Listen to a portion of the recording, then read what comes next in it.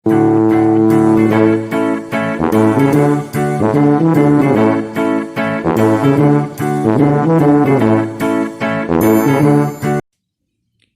suatu rangkaian yang dialiri oleh arus listrik, kemudian diminta untuk mencari berapa besar arus yang mengalir pada rangkaian tersebut dengan menerapkan konsep hukum 2 Kirchhoff. Caranya, mari kita belajar bersama-sama. Pertama-tama, kita buat simbol pada titik-titik percabangan. Ada titik A, B, C, D, E, dan F. Kemudian, kita pisah menjadi 2 bangun, yaitu bangun pertama dan bangun kedua. Setelah dipisah, baru kita gambarkan arah dari arus listrik yang mengalir pada rangkaian tersebut. Arahnya boleh bebas, terserah, yang jelas ada arus yang masuk dan ada arus yang keluar.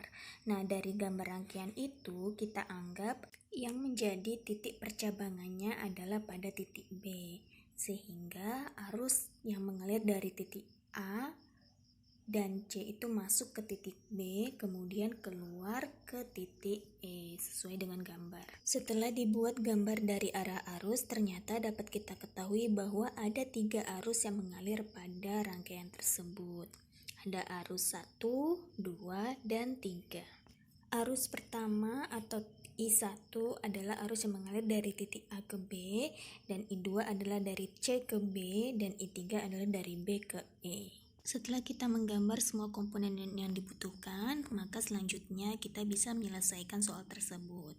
Untuk lebih memudahkan, kita langsung pisahkan antara gambar yang pertama dengan gambar yang kedua.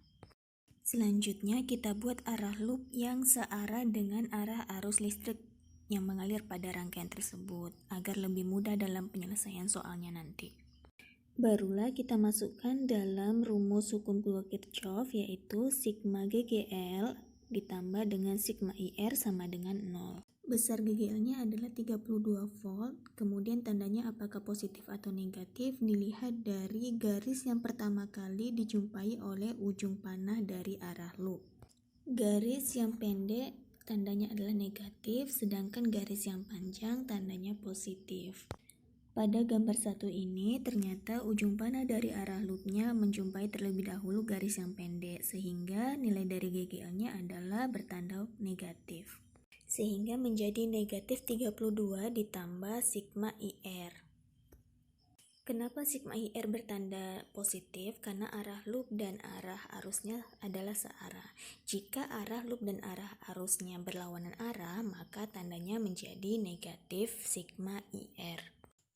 Karena terdapat 2 hambatan, R1 adalah 4 ohm dan R3 adalah 10 ohm, maka rumusnya diuraikan kembali menjadi negatif 32 ditambah I1 R1 ditambah I3 R3, sehingga didapatkanlah persamaan pertama menjadi 4I1 ditambah 10I3 sama dengan 32. Next, gambar yang kedua dengan langkah yang sama pada gambar pertama. Yang pertama dilakukan yaitu dengan menggambarkan arah loop yang searah dengan arah arus listrik yang mengalir pada rangkaian. Masukkan ke dalam rumus sigma GGL ditambah sigma IR sama dengan 0. Nilai GGL bertanda negatif karena ujung arah loopnya bertemu terlebih dahulu dengan garis yang pendek. Diperolehlah negatif 15 ditambah I2 R2 ditambah I3 R3 sama dengan 0, sehingga diperoleh juga persamaan yang kedua yaitu 5I2 ditambah 10I3 sama dengan 15. Next, sederhanakan persamaan 1 dan 2 sesuai pada gambar sehingga diperoleh I1 sama dengan 8 dikurang 2,5 I3 dan I2 sama dengan 3 dikurang 2 I2. Lihat kembali pada gambar di awal, ternyata I1, I2, dan I3 membentuk suatu titik percabangan sesuai dengan hukum Kirchhoff pertama. I1 dan I2 masuk dan I3 adalah keluar. Didapatkanlah I3 sama dengan I1 ditambah I2.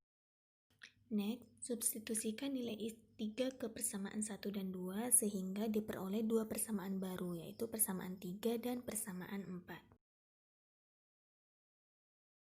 Selanjutnya, eliminasi persamaan 3 dan 4 atau mengurangi dan menghilangkan salah satu arus. Yang pertama yang mudah dilakukan adalah dengan menghilangkan I1 sehingga didapatkanlah nilai dari I2. Selanjutnya, substitusikan nilai I2 ke persamaan 4 sehingga diperolehlah nilai dari I1. Terakhir, substitusikan kembali nilai I1 dan I2 yang telah didapat ke persamaan I3. Finally, didapatkanlah nilai dari I1, I2, dan I3. Keep fighting for study.